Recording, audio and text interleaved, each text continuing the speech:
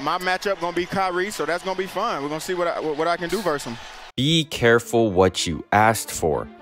Anthony Edwards wanted the Kyrie matchup, and he got exactly that. From the start of the game, Kyrie was more aggressive than he's ever been in the first half.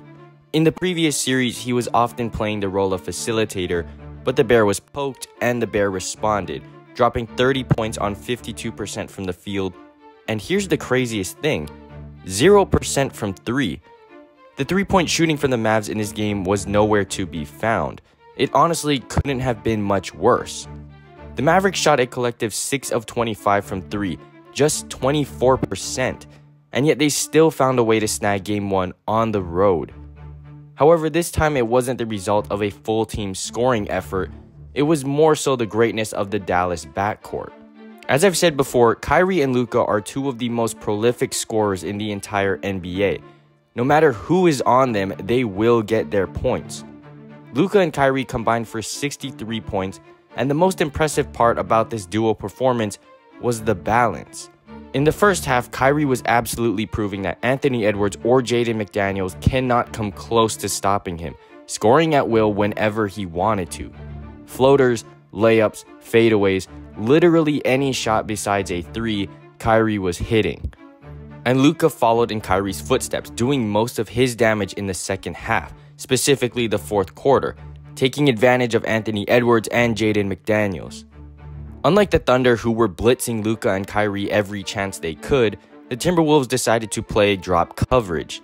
Now, I made it clear in my previous video that the biggest thing for Minnesota is the effectiveness of their bigs on pick-and-roll actions. Well, in this game, the Dallas superstar backcourt were taking every advantage they could get. With Gobert in drop coverage, Luka and Kyrie could play downhill, opening up scoring opportunities for themselves and creating easy shots for others. Here's Luka with the ball. He comes off the screen, and because Gobert continues to back up, Luka can get to his spot and hit the jumper. Again, Luka comes off the screen, gets right to his spot with no resistance, easy jumper.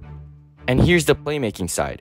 Kyrie comes off the screen and engages Gobert long enough for Gafford to get close to the rim for a lob. Prying his way to the paint. Oh, and tomahawked in! Again, this time Luka comes off the screen and fully attracts McDaniels and Gobert, leaving Gafford wide open once again. The Mavericks were able to rack up 62 points in the paint against the clear size advantage of the Timberwolves, basically negating that advantage, which was a key factor in their success.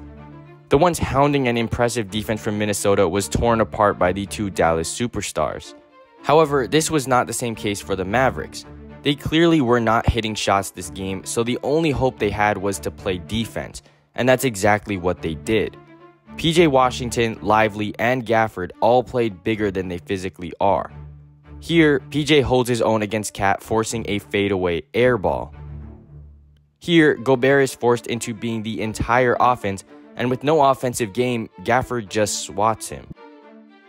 And Lively did a fantastic job contesting Cat all night long. Will drive and try to tie. Driving his Town by Dallas. Towns aggressively down the lane. Things weren't much better for Ant-Man as he could not handle the random double teams thrown at him. Here's Ant with the ball. Lively forces him into Kyrie to double, and he just throws it out of bounds. Again, I'm sure Kyrie was waiting to double here, and Ant saw that, so he tried to get rid of it and just threw it out of bounds again. The Mavericks as a whole also did a similar strategy to what they did against Josh Giddey in the Thunder series, sagging off a non-shooter. In this case, it was Kyle Anderson. Kyrie's fully shading to Ant-Man, and when Kyle gets the ball, Kyrie doesn't even bother closing out. And in about 8 seconds, he finally gets a shot off. Again, Derek Lively is sitting in the paint and just walks out to contest. Although this was honestly a mistake by Lively, he should have just stayed closer to the paint to rebound. For the majority of the game, it felt like the Mavericks were on an uphill climb, but the fourth quarter was really when it felt like the Mavericks were fighting to win the game versus fighting to catch up or just keep the game close. Luka hit a 3, PJ Washington hit a 3, DJJ hit a layup, Lively had a putback. All the pieces finally started to somewhat fall into place. Starting with Derek Lively, his defense and rebounding was outstanding, especially for a rookie. And once again, PJ Washington was struggling for basically the entire game, but just like Game 6 against the Thunder, he hit a big 3 down the stretch. three for the win. Good! And Luka showed everyone exactly why he was built for moments like these. Not only did he go on his own personal 7-0 run, but he locked in on the defensive end. Like in this play, Luka gets beat off the dribble, but instead of giving up on the play, he tracks Jaden from behind and knocks the ball loose, leading to a turnover. Here, I just have no idea what Jaden McDaniels' plan was, but he throws it right to Luka for another steal. And a few possessions later, probably the biggest stop of the night, Mike Conley gets by Derek Lively on a mismatch, and now Luka is stuck in a 2v1 situation. He jabs at Conley to bait him into throwing the lob, and Luka knocks the lob away for his third steal of the game. Luka has been playing the greatest defense in his entire career in these playoffs, and it's honestly been a major factor in the transformation of this Dallas team, alongside the great defense Kyrie has been playing.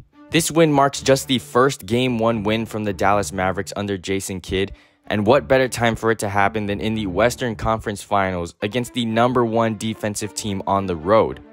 Now this series is only just beginning, and obviously we cannot overreact to Game 1 because at the end of the day, it is only one game. The Mavericks have shown their ability to find various ways to win throughout the playoffs, and this game was no different. With their shots not falling, they buckled down on defense and got stops. On the other side, Jaden McDaniels continues to be on an absolute hot streak, but the question for him is, can he maintain such efficient scoring every game? And probably the biggest question mark, can Anthony Edwards live up to what he was asking for? After trying to stick with Kyrie all game, Ant-Man was incredibly gassed. In the fourth quarter, he only took a total of 4 shots, and it's not because he wasn't aggressive, it was because he was too tired to be involved on offense.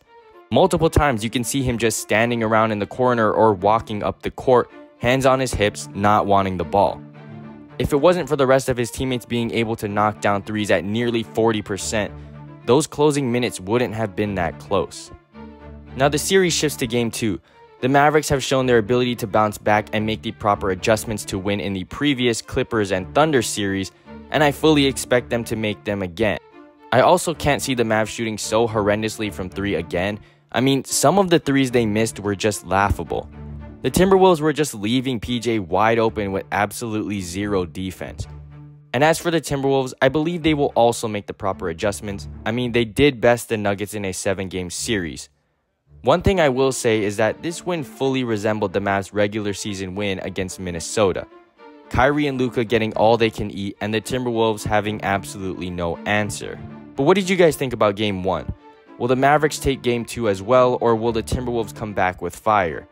Let me know in the comments down below, and I'll catch y'all in the next one. Peace.